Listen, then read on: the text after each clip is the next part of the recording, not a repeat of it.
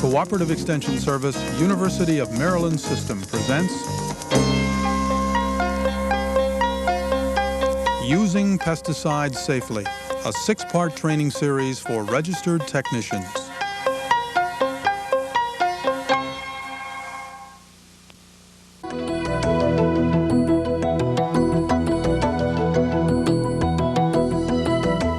Program 1 explains how and why pesticides are regulated by federal, state, and local authorities. You'll learn which federal agency approves pesticides for use and which agency checks for pesticide residue in our food. We'll also show you how state and local authorities regulate pesticides. You'll discover who can legally use a restricted use pesticide and what an MSDS material safety data sheet includes.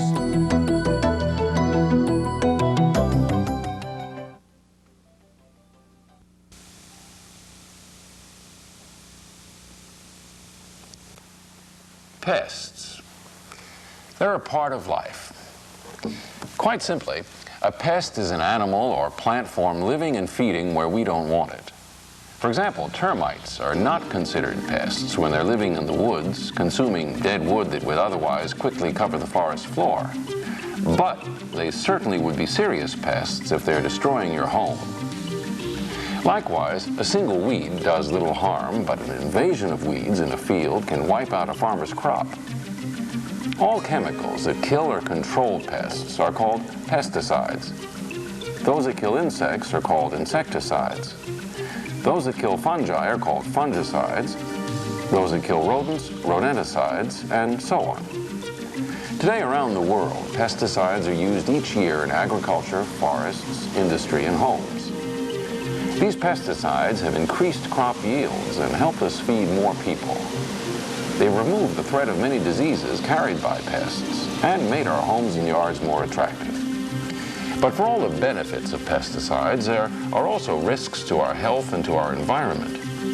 It's because of these risks that the pesticides we use are carefully regulated by the government. Before a pesticide product can even be sold, it must be registered with the government. The government specifies how the pesticide can be transported, stored, and applied, and what must be done in case of an accident, such as a spill. Regulations limit the trace amounts of pesticides, called residues, that are allowed on our food, in our drinking water, and in the air we breathe. Regulations even specify how we dispose of the empty pesticide container. Let's look now at just how pesticides are regulated.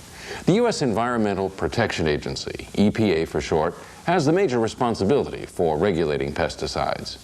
EPA regulates pesticides under a law called the Federal Insecticide, Fungicide, and Rodenticide Act, or FIFRA. Under FIFRA, EPA registers specific uses of pesticide products on the basis of both risks and benefits. Can a pesticide do its job without causing unreasonable ill effects on human health or the environment?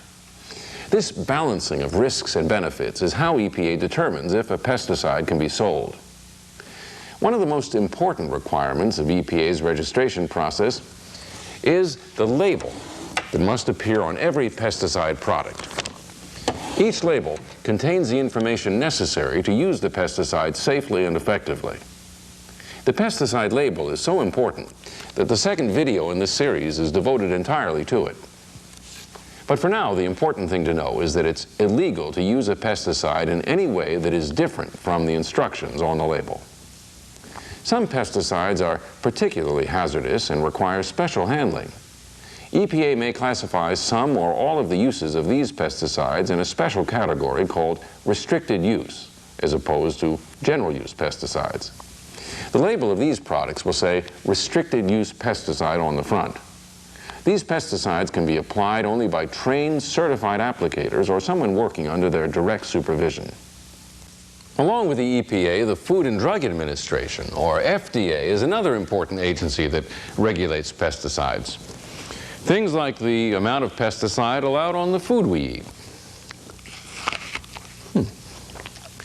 The FDA inspectors check to make sure that any amount of pesticide left on harvested crops is below the legal limit.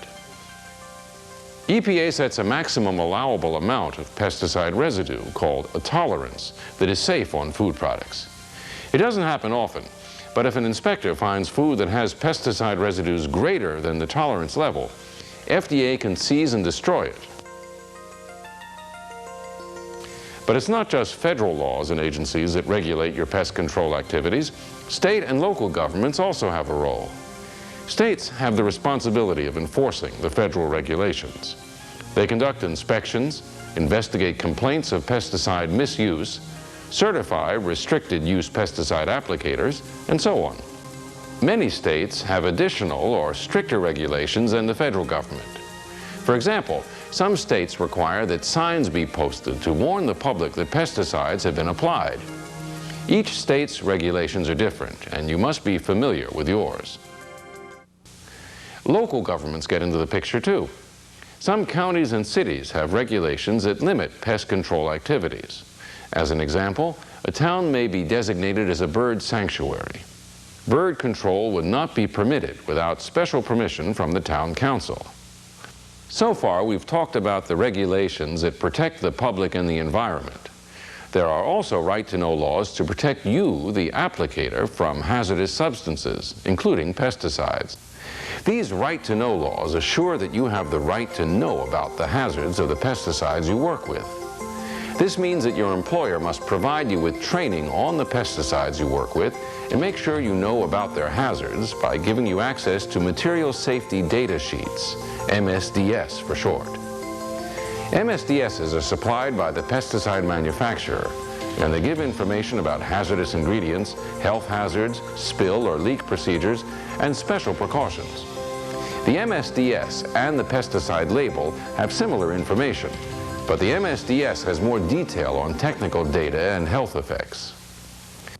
Whether regulations are federal, state, or local, ignorance of them is no excuse. It's your responsibility to know and follow all regulations concerning pesticide application. Penalties for failure to do so can be severe. A violation of FIFRA can cost thousands of dollars in fines. Some violations are criminal offenses, and offenders may go to prison. So now you've seen why and how pesticides and your work as a pesticide applicator are regulated. The laws are there to protect all of us in our environment. After watching this program, you should be able to answer a few key questions. The written answers to the questions are included in the video program package.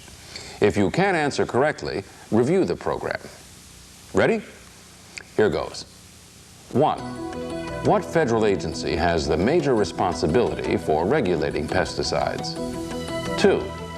Who can legally use a restricted use pesticide?